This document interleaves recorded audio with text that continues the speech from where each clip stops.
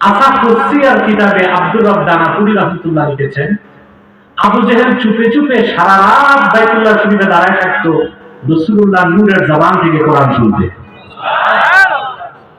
কোরআন শুনতে সে মজা পেত, কোরআন শুনতে মজা পেত। কিন্তু মুসলমান হয় না, এটা কিসমত খারাপ। কোরআন শুনতে মজা পাইতো কিনা কথা বলে না। আবু জেহেলকে আপনারা ঘৃণা করেন না? আমাদের দেশে দেখবেন ছেলে হলে নাম রাখে, আজে বাজে নাম রাখে, hockey stick, ballistic, bullet, chocolate, কিন্তু ভুলেও কোনো মুসলমান ছেলের নাম আবু জেহেল রাখছে শুনছেন? কতটা ঘৃণা তার প্রতি। কিন্তু কষ্ট দিবেন না মনে, সে আবু জেহেলও কোরআন শুনতে মজা পেত। কিন্তু আমার দেশে এমন মুসলমান নামধারী কুলাঙ্গার বেঈমান আছে, কোরআনকে মানতেও চায় না, কোরআনকে শুনতেও চায় না।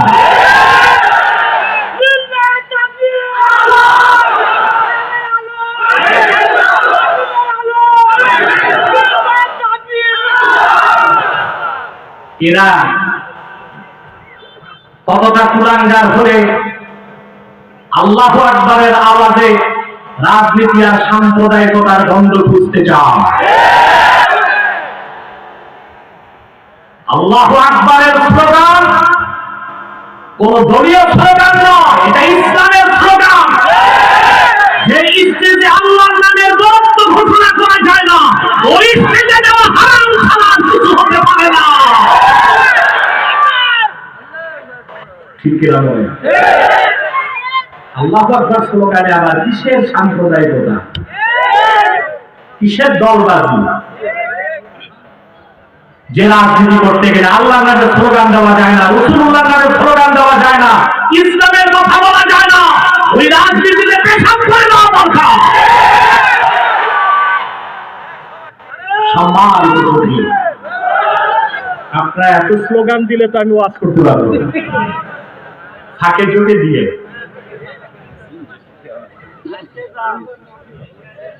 সম্মানিত সুধী, বলছিলাম আবু জেহেলও কোরআন শুনতে পছন্দ করতো কিনা? কিসমত খারাপ, কোরআন শুনতে বিশ্বাস করতে পারে না।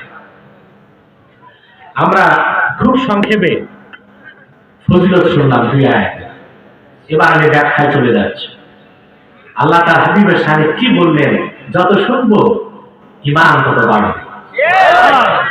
সুবহানাল্লাহ, আল্লাহু আকবার। রাসূলুল্লাহর শানে কথা বলার সাধ্য কি আমাদের আছে? কথা বলেন। Thank you. আল্লাহ হাবিবের আজমত,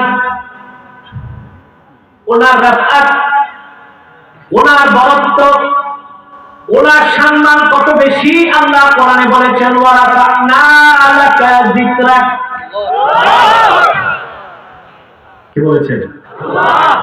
হাবিব, আমি আপনার জিকিরকে, আপনার প্রশংসা, আপনার স্তুতি, আপনার গুণকীর্তন, আপনার মাহাত্ম্য, আপনার কদর, আপনার মাকাম, আপনার বুলন্দিকে আমি আল্লাহ নিজে সমুন্নত করেছি।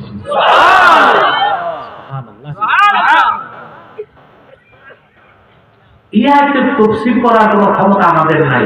অবাক হবেন, এই আয়াতের তাফসীর আবার আল্লাহ নিজে করে দিয়েছেন।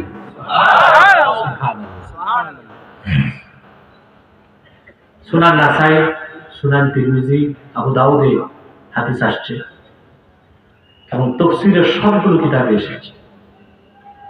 সূরা ইনশিরাহ নাযিলের পর আল্লাহ যখন বললেন ওয়া রাফা'না লাকা যিকরাক, আল্লাহ জিবরিলকে পাঠালেন, যাও আমার হাবিবকে যে একটা প্রশ্ন করো। জিবরিল আসলেন, এসে আল্লাহ হাবিবকে জিজ্ঞেস করলেন, ইয়া মুহাম্মদ সাল্লাল্লাহু আলাইহি ওয়াসাল্লাম, আতাদরি কাইফা রাফা আল্লাহু যিকরাক? মুহাম্মদ সাল্লাল্লাহু আলাইহি ওয়াসাল্লাম, আপনি কি জানেন কিভাবে আল্লাহ আপনার জিকিরকে বুলন্দ করেছেন, সমুন্নত করেছেন? আল্লাহর হাবিব চাইলেন জবাবটা আল্লাহ দিলে জবাবের দাম বেড়ে যাবে। আল্লাহর হাবিব বললেন, আল্লাহ ভালো জানেন। জিবরিল চলে গেছে,